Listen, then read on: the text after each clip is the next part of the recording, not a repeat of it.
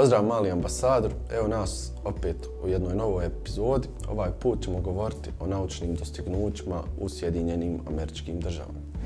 Vremenska linija otkrića u Sjedinjenim Američkim Državama obuhvata mnoga otkrića ljudske misli i znanja o novim naučnim nalazima, pojavama, mjestima i stvarima i onome o čemu i danas učimo u našim knjigama. Zapravo sa historijske tačke gledišta vremenska linija otkrića u Sjedinjenim Američkim Državama počinje nekada u 18. stoljeću, a traje do dana današnjeg i sigurno će još dugo trajati. Sa naglaskom na otkrićima u oblastima astronomije, fizike, hemije, medicine, biologije, geologije, paleontologije i arheologije, građani SAD-a priznati su svojim profesijama, mnogo su doprinijeli u svim ovim oblastima, a i u mnogim drugim koje i nismo naveli.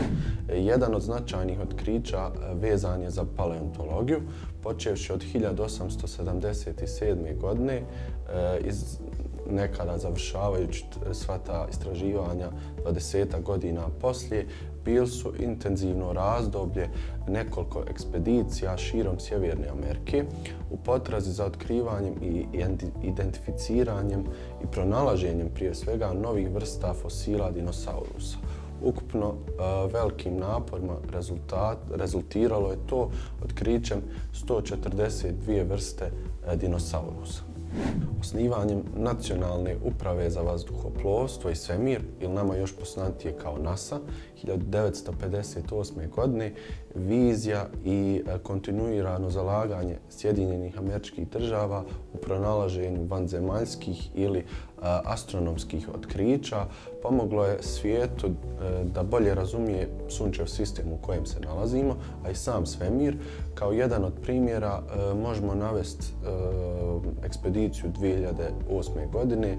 Svemirska letjelica Fenix otkrio je prisutnost smrznute vode na planeti Mars, za koju se sumnjalo i mnogo ranije da postoji na njoj. Od svog osnivanja NASA većinu napora u istraživanju svemira u Sjedinjenim Američkim Državama vodila je upravo ona, uključujući misije kao slijetanje Apollo Moona, zatim svemirska stanica Skylab, kasnije Space Shuttle, koja nam je možda najpoznatija. NASA podržava međunarodnu svemirsku stanicu i nadgleda razvoj svemirske letjelice Orion, svemirskog lansiranog sistema i vozila koja se nalaze u samom svemiru. Misija u stvari usmjerena je ka boljem razumijevanju Zemlje kroz sistem posmatranja Zemlje, unapređenje heliofizike, naporima programa koje je ona propisala, istraživanja tijela kroz sunčev sistem, naprednim robotskim svemirskim brodovima ili dostignućima, bolje tako da ih nazovemo, i istraživanje tema kao što je recimo veliki prasak i kroz velike zvjezdarnice i pridružene programe.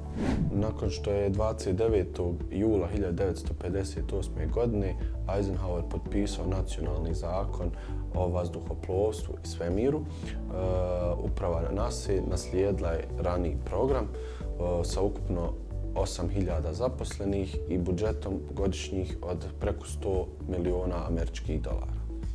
2001. godine Elon Musk konceptualizirao je projekat Mars Oasis. Početkom 2002. godine Musk je počeo tražiti osoblje za novu svemirsku kompaniju koja će u stvari dobiti ime SpaceX. Musk je izjavio da je jedan od njegovih ciljeva sa SpaceX-om smanjenje troškova i poboljšanje pouzdanosti pristupa samom svemiru. Već sada možemo reći da je projekat SpaceX jedan jako uspješan program.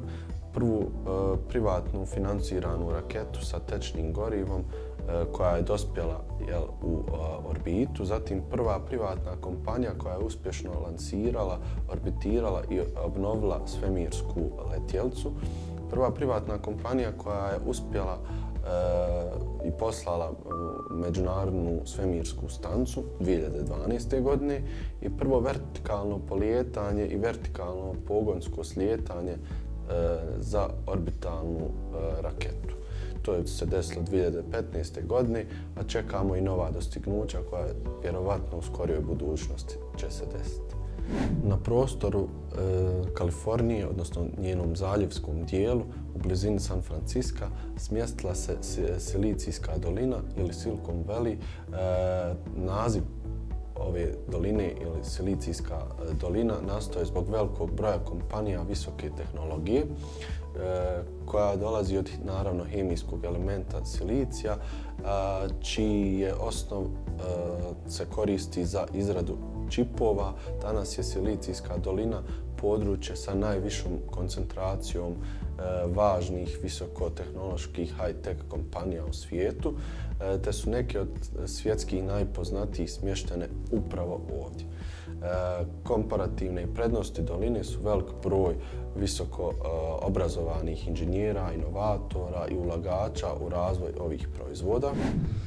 Naziv Silicijska dolina skovao je Ralph Forst, poduzetnik iz središta Kalifornije. Prvi put ga je spomenuo u listu Electronic Newsa 11. januara 1971. godine, kada je u seriji svojih članaka napisao jedan pod nazvom Silicon Valley USA, i od tada već počinju neke koincidencije sa razvojem te vrste tehnologije, odnosno skupljanjem svih tih firmi, kompanija na jednom području.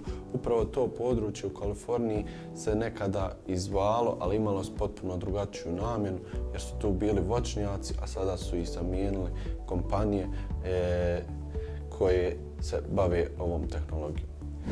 Poznate kompanije koje operiraju iz Silikonske doline su Adobe, Apple, Cisco, eBay, Google, Yahoo, Facebook, Microsoft, Netflix, PayPal, Sony, YouTube i mnoge drugi. Apple je jedna od kompanija koju smo pomenuli, a koja je jedna od pokretača revolucije u prostoru računara, odnosno PC-eva u kasnijim 70. godinama 20. stoljeća, najprije računarima Apple I i Apple II, te kasnije Macintosh porodici računara.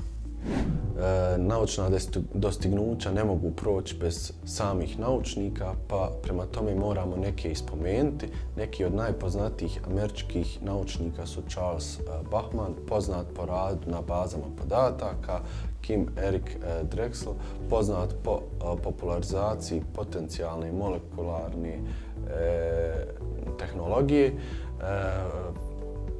Francis Crick i James Watson otkrili su spiralnu strukturu DNK, Robert Charles Gauss otkrio virus HIV-a, John McCarthy smislio je termin vještačka inteligencija i izumitelj programskog jezika Lisp, Mihajlo Pupin pronašao je električno strujno kolo, Nikola Tesla patentirao je neizmjenični inkubacijski motor, odnosno neizmjeničnu struju.